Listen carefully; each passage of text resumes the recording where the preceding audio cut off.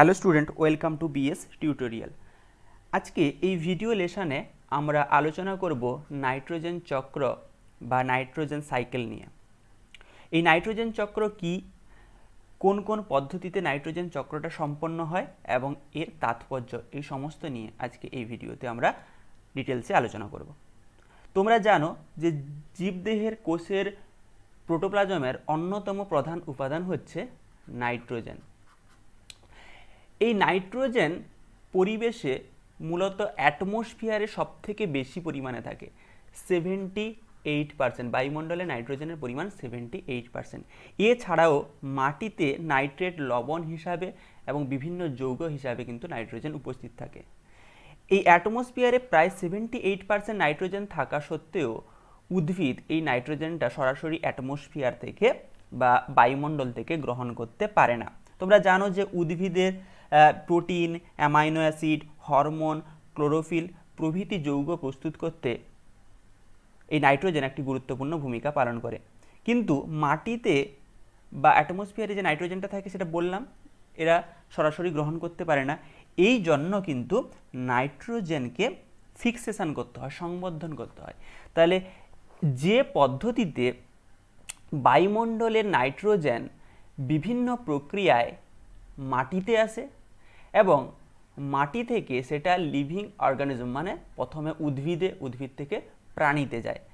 এবং প্রাণী কি করে না, প্রাণী রেচন পদার্থ ত্যাগ করে, নাইট্রোজেনযুক্ত রেচন পদার্থ ত্যাগ করে, অথবা উদ্ভিদ এবং প্রাণীর যখন মৃত্যু হয় তখন বিভিন্ন ব্যাকটেরিয়ার সাহায্যে সেটা কিন্তু আবার মাটিতে মিশে যায় এবং মাটি থেকে পরবর্তীকালে আবার বিভিন্ন প্রকার ডিনাইট্রিফাইং ব্যাকটেরিয়া বা বিভিন্ন প্রকার জীবাণুর দ্বারা ওই নাইট্রোজেনটা মুক্ত হয়ে আবার বায়ুমণ্ডলে ফিরে আসে। তাহলে ব্যাপারটা পুরো চক্রাকারে ঘটছে। প্রথমে বায়ুমণ্ডল থেকে মাটিতে, মাটি থেকে লিভিং অর্গানিজম থেকে আবার মাটিতে এবং মাটি থেকে আবার অ্যাটমসফিয়ারে। এই চক্রাকার পথে সম্পূর্ণ নাইট্রোজেন চক্রটা সম্পন্ন হয়। তাহলে সংজ্ঞার আকারে যদি আমরা এটাকে বলি তাহলে হবে যে চক্রাকার পদ্ধতিতে বায়ুমণ্ডলের নাইট্রোজেন প্রাকৃতিক উপায়ে ও জীবাণুর দ্বারা আবদ্ধ হয়ে মাটিতে মেশে এবং সেখান থেকে জীবদেহে প্রবেশ করে, অর্থাৎ মাটি থেকে লিভিং অর্গানিজমে প্রবেশ করছে এবং জীবদেহ এবং মাটি থেকে পুনরায় আবার কি হয় না, জীবদেহ থেকে মাটি থেকে পুনরায় আবার বায়ুমণ্ডলে ফিরে আসে। একে বলা হয় নাইট্রোজেন চক্র। এই নাইট্রোজেন চক্রটা সম্পন্ন হয় মোট 5টি পর্যায়ে।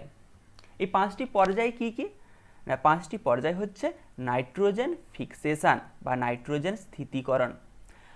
সেকেন্ড পর্যায় হচ্ছে নাইট্রিফিকেশন। থার্ড পর্যায় হচ্ছে নাইট্রোজেন অ্যাসিমিলেশন। 4 নম্বর পর্যায় অ্যামোনিফিকেশন এবং সবশেষে কি হয় না, ডিনাইট্রিফিকেশন। এবং ডিনাইট্রিফিকেশনের পর আবার কিন্তু এই নাইট্রোজেনগুলো অ্যাটমসফিয়ারে ফিরে যেতে পারে। এই 5টি পর্যায়ে আমরা ডিটেলসে আলোচনা করব। তো চলো শুরু করা যাক। ফার্স্ট হচ্ছে কি নাইট্রোজেন স্থিতিকরণ বা নাইট্রোজেন ফিক্সেশন। এই নাইট্রোজেন ফিক্সেশন কি না, এটি একটি পদ্ধতি যে পদ্ধতিতে বায়ুর মুক্ত নাইট্রোজেন ঘটিত যৌগরূপে মাটিতে আবদ্ধ হয়। এই পদ্ধতিতে বায়ুর বা অ্যাটমসফিয়ারের নাইট্রোজেনটা বিভিন্ন নাইট্রোজেন ঘটিত যৌগরূপে মাটিতে আবদ্ধ হয়। এই পদ্ধতিকে বলা হয় কি নাইট্রোজেন ফিক্সেশন। এই নাইট্রোজেন ফিক্সেশন মোট 3টি পদ্ধতিতে সম্পন্ন হয়। 3টি পদ্ধতি কি কি না, 1 নম্বর পদ্ধতি হচ্ছে ন্যাচারাল নাইট্রোজেন ফিক্সেশন, অর্থাৎ প্রাকৃতিক নাইট্রোজেন সংবদ্ধন। এক্ষেত্রে প্রাকৃতিক উপায়ে নাইট্রোজেনটা মাটিতে যুক্ত হয় বা সংবদ্ধিত হয়। 2 নম্বর হচ্ছে ইন্ডাস্ট্রিয়াল নাইট্রোজেন ফিক্সেশন বা শিল্পজাত নাইট্রোজেন সংবদ্ধন। এবং 3 নম্বর হবে বায়োলজিক্যাল নাইট্রোজেন ফিক্সেশন। তো প্রথম পদ্ধতিটা হচ্ছে কি ন্যাচারাল নাইট্রোজেন ফিক্সেশন। এই ন্যাচারাল নাইট্রোজেন ফিক্সেশনটা কি না, ন্যাচারাল নাইট্রোজেন ফিক্সেশনটা হচ্ছে সাধারণত ঘটে যখন বজ্রপাত হয়, বিদ্যুৎ স্ফুলিঙ্গ সৃষ্টি হয়, তখন প্রায় 3000 ডিগ্রি সেলসিয়াসেরও বেশি উষ্ণতার উৎপন্ন হয়। সেই সময় বায়ুমণ্ডলে উপস্থিত নাইট্রোজেন, এমনি নাইট্রোজেন কিন্তু বিক্রিয়া করে না, কিন্তু 3000 ডিগ্রি সেলসিয়াসের বেশি উষ্ণতায় নাইট্রোজেন কিন্তু বিক্রিয়া করে, এবং এই নাইট্রোজেন অক্সিজেনের, বায়ুমণ্ডলে থাকা অক্সিজেনের সঙ্গে যুক্ত হয়ে যায়, দিয়ে কি উৎপন্ন করে না NO উৎপন্ন করে, অর্থাৎ উৎপন্ন করে nitric oxide. Nitric oxide, nitric oxide উৎপন্ন করে। এটা হচ্ছে প্রথম পর্যায়ে। তাহলে প্রথম পর্যায়ে কি উৎপন্ন হলো না উৎপন্ন হলো NO, নাইট্রিক অক্সাইড। এই NO, যে NOটা উৎপন্ন হলো, এই NO আবার বায়ুর অক্সিজেনের সংস্পর্শে আসে, দিয়ে উৎপন্ন করে নাইট্রোজেন ডাইঅক্সাইড, অর্থাৎ NO2, নাইট্রোজেন ডাইঅক্সাইড উৎপন্ন করে। এই নাইট্রোজেন ডাইঅক্সাইড বায়ুমণ্ডলে থাকা জলীয় বাষ্প এবং বৃষ্টির মাধ্যমে জলের সঙ্গে যুক্ত হয়ে দু রকমের অ্যাসিড তৈরি করে। তাহলে দেখে নিই কী কী বিক্রিয়াটা করে না। প্রথম হচ্ছে নাইট্রোজেন ডাইঅক্সাইড, এটা উৎপন্ন হয়েছিল এখানে। এই নাইট্রোজেন ডাইঅক্সাইড জলীয় বাষ্প বা বৃষ্টির সঙ্গে, অর্থাৎ H2O সঙ্গে যুক্ত হয়ে যায়, দিয়ে উৎপন্ন করে HNO2 এবং HNO3, অর্থাৎ উৎপন্ন করে নাইট্রাস অ্যাসিড,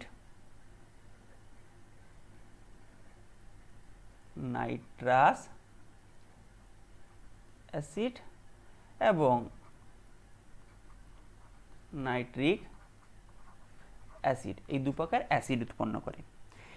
এবং পরবর্তীকালে এই দু প্রকার অ্যাসিড মাটির বিভিন্ন খনিজ লবণের, যথা কি পটাশিয়াম, ক্যালসিয়াম প্রভৃতি লবণের সঙ্গে বিক্রিয়া করে নাইট্রেট যৌগ গঠন করে। তাই এই যে দু প্রকার অ্যাসিড উৎপন্ন হলো, অর্থাৎ নাইট্রাস অ্যাসিড এবং নাইট্রিক অ্যাসিড, এগুলো বিভিন্ন প্রকার ধাতুর সঙ্গে বা পটাশিয়াম, ক্যালসিয়াম প্রভৃতি লবণের ধাতুর সঙ্গে বিক্রিয়া করে নাইট্রেট যৌগ গঠন করে। এটা হচ্ছে ন্যাচারাল নাইট্রোজেন ফিক্সেশন বা প্রাকৃতিক নাইট্রোজেন সংবর্ধন। এছাড়াও আরও একটি পদ্ধতিতে নাইট্রোজেন সংবর্ধন করা হয়, যাকে বলা হয় শিল্পজাত নাইট্রোজেন সংবর্ধন বা ইন্ডাস্ট্রিয়াল নাইট্রোজেন ফিক্সেশন। এটা কৃত্রিম পদ্ধতিতে করা হয়। এখানে বিভিন্ন রাসায়নিক কারখানায় নাইট্রোজেন ঘটিত সার তৈরি করা হয়। রাসায়নিক কারখানায় হাইড্রোজেনের সঙ্গে নাইট্রোজেন যুক্ত করে ammonia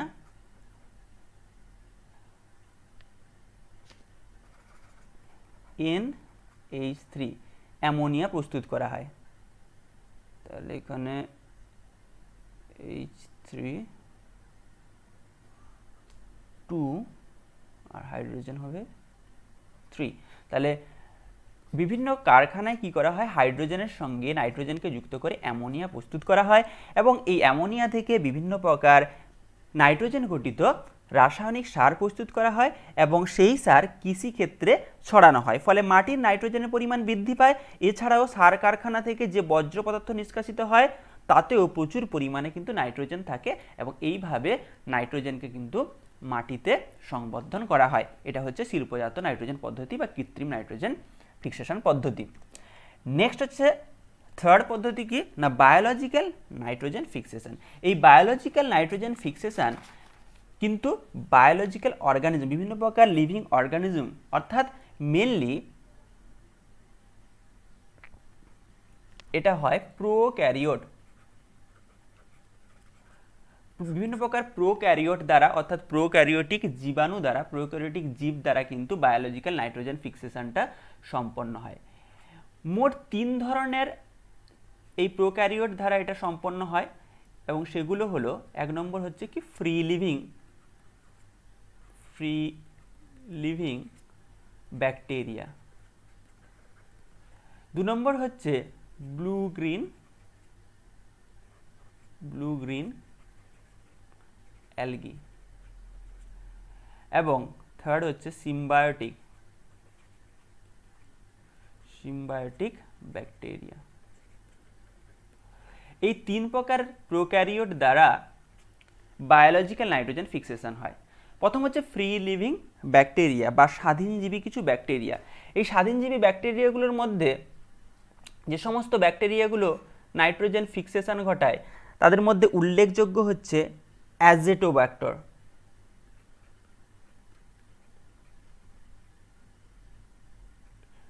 AZOTOBACTOR,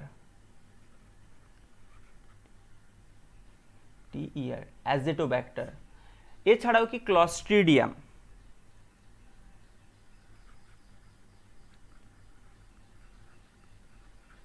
অ্যাজেটোব্যাক্টর, clostridium, anabaena, azotobacter, clostridium প্রভৃতি ফ্রি লিভিং ব্যাকটেরিয়া দ্বারা কিন্তু নাইট্রোজেন ফিক্সেশন হয়। এছাড়াও কি না blue green algae, blue green অ্যালগির মধ্যে উল্লেখযোগ্য ব্লু গ্রিন অ্যালগিগুলো হলো অ্যানাবিনা, নস্টক, অ্যানাবিনা, নস্টক প্রভৃতি ব্লু গ্রিন অ্যালগি দ্বারাও কিন্তু নাইট্রোজেন ফিক্সেশন হয়। থার্ড হচ্ছে কি সিম্বায়োটিক ব্যাকটেরিয়া, সিম্বায়োটিক ব্যাকটেরিয়া অর্থাৎ মিথজীবী ব্যাকটেরিয়া, মেনলি রাইজোবিয়াম, রাইজোবিয়াম নামক মিথজীবী ব্যাকটেরিয়া দ্বারা নাইট্রোজেন ফিক্সেশনটা হয়।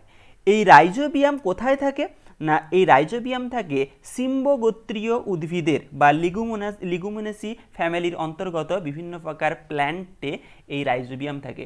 এই রাইজোবিয়াম যখন মাটিতে থাকে তখন নাইট্রোজেন ফিক্সেশন করতে পারে না। যখন কোনো সিম্বগোত্রীয় উদ্ভিদের মূলের সঙ্গে মিথজীবী সম্পর্ক গড়ে ওঠে তখন বা সিম্বায়োটিক অ্যাসোসিয়েশন হয় তখন কিন্তু এরা বায়ু থেকে সরাসরি প্রচুর পরিমাণে নাইট্রোজেন সংবর্ধন করতে পারে। তাহলে এই রাইজোবিয়াম হচ্ছে কি না এক প্রকার মিথজীবী ব্যাকটেরিয়া। এটা মূলত অর্বুদ গঠনের মাধ্যমে, অর্বুদ বা নডিউল ফর্মেশন মাধ্যমে বা অর্বুদ গঠনের মাধ্যমে এটা কিন্তু নাইট্রোজেন ফিক্সেশন ঘটে। তো এই পদ্ধতিটা কিভাবে সম্পন্ন হয় না, তোমরা জানো উদ্ভিদ মাটি থেকে লবণ এবং জল শোষণ করে মূলত মূলরোম দ্বারা। এটা হচ্ছে একটা উদ্ভিদের মূলরোম, রুট হেয়ার বা মূলরোম। এই সিম্বগোত্রীয় উদ্ভিদের মূলরোমের কাছাকাছি ব্যাকটেরিয়াগুলো যদি মাটিতে অবস্থান করে, এটা হচ্ছে ব্যাকটেরিয়া, এই ব্যাকটেরিয়াগুলো মাটিতে অবস্থান করে। পরবর্তী পর্যায়ে এই মূলরোম থেকে এক বিশেষ প্রকার রাসায়নিক খরিত হয় যা এই ধরনের ব্যাকটেরিয়াগুলোকে মূলের দিকে আকর্ষণ করে। এটা শুধুমাত্র কিন্তু সিম্বগোত্রীয় উদ্ভিদের মূল থেকে হয়। এক প্রকার বিশেষ ধরনের রাসায়নিক খরিত হয়, ফলে ব্যাকটেরিয়াগুলো আকৃষ্ট হয় এবং ব্যাকটেরিয়াগুলো যখন আকৃষ্ট হয় তখন মূলরোমের যে আউটার লেয়ার আছে এই আউটার লেয়ারকে এরা কি করে ফার্স্ট ইনফেক্টেড করে, সংক্রমণ ঘটায় এবং যখনই সংক্রমণ ঘটায় তখন মূলরোমটা এইভাবে ধীরে ধীরে বেঁকে যায়, মূলরোমটা বেঁকে যায় এবং ব্যাকটেরিয়াটা এখানে সংক্রমণ করে এবং ভিতরের দিকে প্রবেশ করে এবং পরবর্তী পর্যায়ে এরা ইনফেকশন টিউব তৈরি করে, এরকম ইনফেকশন একটা টিউব তৈরি করে এবং এই ইনফেকশন টিউবের মধ্য দিয়ে ব্যাকটেরিয়াগুলো কিন্তু ভিতরে প্রবেশ করে, অর্থাৎ মূলের ভিতরে প্রবেশ করে এবং মূলের কটেক্স রিজিয়নে চলে আসে, কটেক্স অঞ্চলে চলে আসে এবং কটেক্স অঞ্চলে আসার পর এই ব্যাকটেরিয়াগুলো কটেক্সকে আক্রমণ করে, এই কটেক্স সেলগুলোকে আক্রমণ করে এবং এখানে এক বিশেষ প্রকার হিমোগ্লোবিন জাতীয়, মানব দেহে যেরকম হিমোগ্লোবিন থাকে, প্রাণীদেহে যেরকম হিমোগ্লোবিন থাকে, সেই হিমোগ্লোবিন নাম জাতীয় এক প্রকার হিমোগ্লোবিন সদৃশ যৌগ উপস্থিত থাকে যাকে বলা হয় কি লেগ হিমোগ্লোবিন।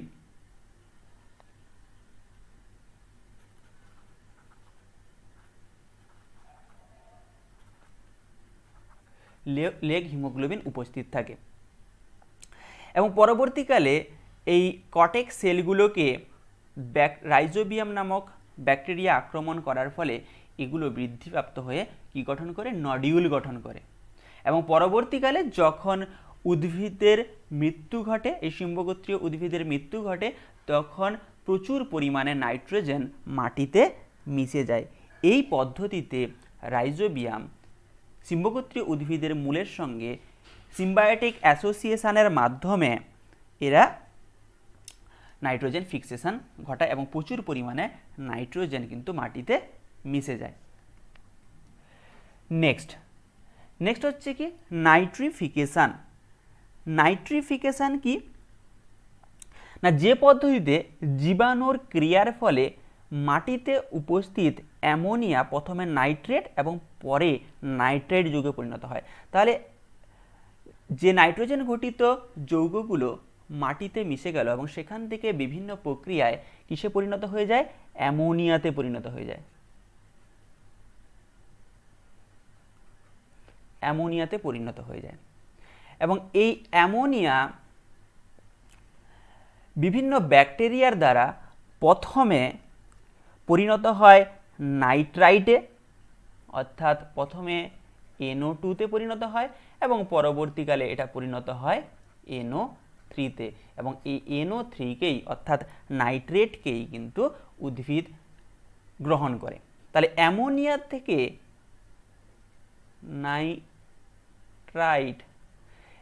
থেকে নাইট্রাইটে পরিণত হওয়ার জন্য একটি ব্যাকটেরিয়া ক্রিয়া করে। সেই ব্যাকটেরিয়াটার নাম হচ্ছে নাইট্রোসোমোনাস।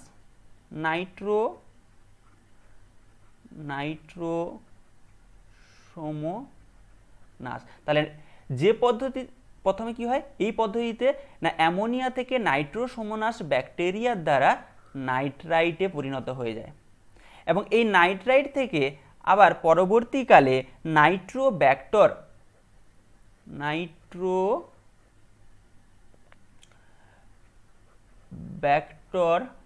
নামক ব্যাকটেরিয়ার দ্বারা নাইট্রেটে পরিণত হয়ে যায় এবং এই নাইট্রেটকে উদ্ভিদ নাইট্রোজেন রূপে বা নাইট্রোজেনযুক্ত যৌগ রূপে গ্রহণ করে এবং সেখান থেকে আবার অ্যামাইনো অ্যাসিড তৈরি করে, যেটা হচ্ছে প্রোটিনের মনোমার। নেক্সট কি পড়বো আমরা, নেক্সট পড়বো অ্যাসিমিলেশন। 3 নম্বর পর্যায় অ্যাসিমিলেশন। একটু আগে বললাম যে নাইট্রেট NO3 অ্যামোনিয়াতে পরিণত হয়ে যায় উদ্ভিদ দেহে প্রবেশ করার পরে, সেটা আবার বিভিন্ন পর্যায়ক্রমিকভাবে পরিণত হয়ে যায় অ্যামোনিয়াতে, অর্থাৎ NH3 তে পরিণত হয়ে যায়। এবারে উদ্ভিদ দেহের মধ্যে এই অ্যামোনিয়া বিভিন্ন প্রকার জৈব অ্যাসিডের সঙ্গে যুক্ত হয়ে যায় এবং জৈব অ্যাসিডের সঙ্গে যুক্ত হওয়ার পর এটা পরিণত হয় অ্যামাইনো অ্যাসিডে এবং এই অ্যামাইনো অ্যাসিড তোমরা জানো, অ্যামাইনো অ্যাসিড হচ্ছে কি প্রোটিনের মনোমার। এই অ্যামাইনো অ্যাসিড হচ্ছে প্রোটিনের মনোমার, অর্থাৎ অসংখ্য অ্যামাইনো অ্যাসিড যুক্ত হয়ে এভাবে শৃঙ্খলাকারে যুক্ত হয়ে প্রোটিন গঠন করে আর প্রোটিন জীবদেহ গঠনের অন্যতম ভূমিকা পালন করে। তাহলে অ্যামোনিয়া বিভিন্ন জৈব অ্যাসিডের সঙ্গে যুক্ত হয়ে অ্যামাইনো অ্যাসিডে পরিণত হয়, এই পদ্ধতিকে বলা হয় কি অ্যাসিমিলেশন। নেক্সট ফোর্থ পর্যায় কি হয় না, ফোর্থ পর্যায়কে বলা হয় কি অ্যামোনিফিকেশন। অর্থাৎ এখানে এর আগের পর্যায়ে আমরা দেখেছিলাম যে অ্যামোনিয়া থেকে অ্যামাইনো অ্যাসিড তৈরি হয়েছিল এবং অ্যামাইনো অ্যাসিড যুক্ত হয়ে প্রোটিন তৈরি করবে। এরপরে উদ্ভিদ বা প্রাণী যখন মৃত্যু হয় তখন সেটা মাটিতে মিশে যায় এবং মাটিতে কী হিসাবে মিশে যায় না প্রোটিন রূপে মিশে যায়। এছাড়াও যখন বিভিন্ন প্রকার রেচন পদার্থ ত্যাগ করে তখন সেটা মাটিতে প্রোটিন রূপে থাকে। এই প্রোটিনের মধ্যে নাইট্রোজেন উপস্থিত থাকে। এই পর্যায়ে অর্থাৎ অ্যামোনিফিকেশন, এই পর্যায়ে কি হয় না কয়েক প্রকার ব্যাকটেরিয়া, যেরকম কি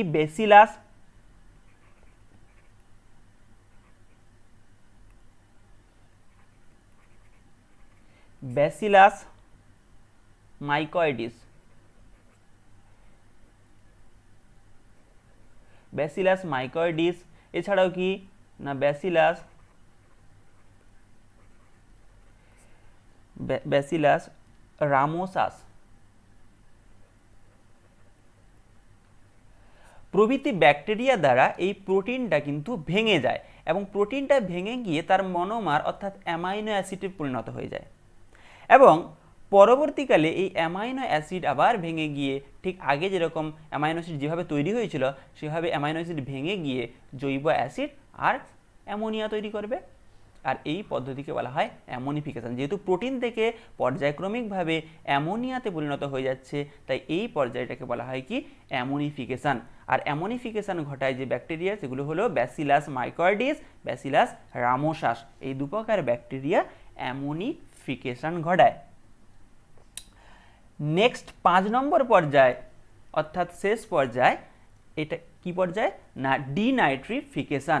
অর্থাৎ এই পর্যায়ে কি হয় না নাইট্রেট লবণ যেটা মাটিতে উপস্থিত আছে সেই নাইট্রেটটা বিভিন্ন ডিনাইট্রিফাইং ব্যাকটেরিয়ার মাধ্যমে আবার গ্যাস রূপে অ্যাটমসফিয়ারে মুক্ত হয়, নাইট্রোজেন গ্যাস রূপে অ্যাটমসফিয়ারে মুক্ত হয়। তাহলে এই পর্যায়ে নাইট্রেট লবণ বিভিন্ন প্রকার ডিনাইট্রিফাইং ব্যাকটেরিয়ার মাধ্যমে নাইট্রোজেনাস বা নাইট্রোজেন গ্যাস রূপে অ্যাটমসফিয়ারে মুক্ত হয়, একে বলা হয় কি ডিনাইট্রিফিকেশন।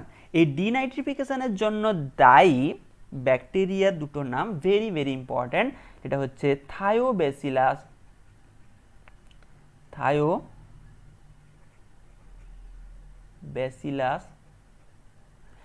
এছাড়াও রয়েছে কি না সিউডোমোনাস।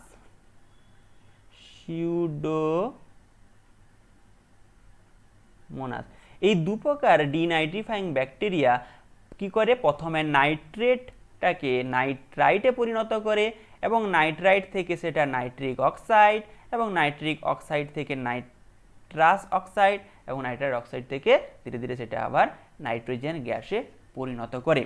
আর এই পদ্ধতিকে বলা হচ্ছে ডিনাইট্রিফিকেশন। তো এইভাবে কিন্তু প্রথমে অ্যাটমসফিয়ার থেকে মাটিতে, মাটি থেকে জীব উদ্ভিদ দেহে, উদ্ভিদ দেহ থেকে প্রাণী দেহ এবং সেখানে তাদের মৃত্যুর উপরে মাটিতে আবার চলে আসে এবং মাটি থেকে এই ডিনাইট্রিফিকেশনের মাধ্যমে আবার কিন্তু অ্যাটমসফিয়ারে নাইট্রোজেনটা ফিরে যায়। এইভাবে কিন্তু নাইট্রোজেন চক্রটা সম্পন্ন হয়। তাহলে নাইট্রোজেন চক্রটা আমরা দেখে নিই। তাহলে প্রথম পর্যায়ে কি ঘটেছিল? প্রথম পর্যায়ে হয়েছিল নাইট্রোজেন ফিক্সেশন। প্রথম পর্যায়টা ছিল নাইট্রোজেন ফিক্সেশন। এই নাইট্রোজেন ফিক্সেশন 3টি পর্যায়ে হয়েছিল। একটা হচ্ছে কি না এই যে বায়োলজিক্যাল নাইট্রোজেন ফিক্সেশন, 2 নম্বর ছিল কি ইন্ডাস্ট্রিয়াল নাইট্রোজেন ফিক্সেশন এবং 3 নম্বর ছিল electrical nitrogen fixation. Electrical nitrogen fixation মানে ন্যাচারাল নাইট্রোজেন ফিক্সেশন তাকে বলা হয়, অর্থাৎ বজ্রপাতের সময় যেটা হয়। তাহলে ইলেকট্রিক্যাল নাইট্রোজেন ফিক্সেশনের ফলে নাইট্রেট গঠিত হয়েছিল, সরাসরি নাইট্রেট লবণ গঠিত হয়েছিল। আবার ইন্ডাস্ট্রিয়াল নাইট্রোজেন ফিক্সেশনের সময় কী হয়েছিল? অ্যামোনিয়া গঠন হয়েছিল। আর biological nitrogen fixation mainly prokaryotic bacteria এবং সিম্বায়োসিসের মাধ্যমে হয়েছিল এবং প্রোক্যারিওটিক ব্যাকটেরিয়ার মাধ্যমে পুরোপুরি অ্যামোনিয়াতে পরিণত হয়েছিল এবং সিম্বায়োসিসের মাধ্যমে কি হয়েছিল না প্ল্যান্টের মধ্যে কিন্তু নাইট্রোজেনটা সংবন্ধিত হয়েছিল। এটা হচ্ছে ফার্স্ট পর্যায় অর্থাৎ নাইট্রোজেন ফিক্সেশন। নেক্সট সেকেন্ড পর্যায়ে যে বায়োলজিক্যাল নাইট্রোজেন ফিক্সেশন যেটা দেখালাম তোমাদের, যে প্রোক্যারিওটিক ব্যাকটেরিয়ার দ্বারা এবং সিম্বায়োসিসের দ্বারা এটা সম্পন্ন হয়েছিল।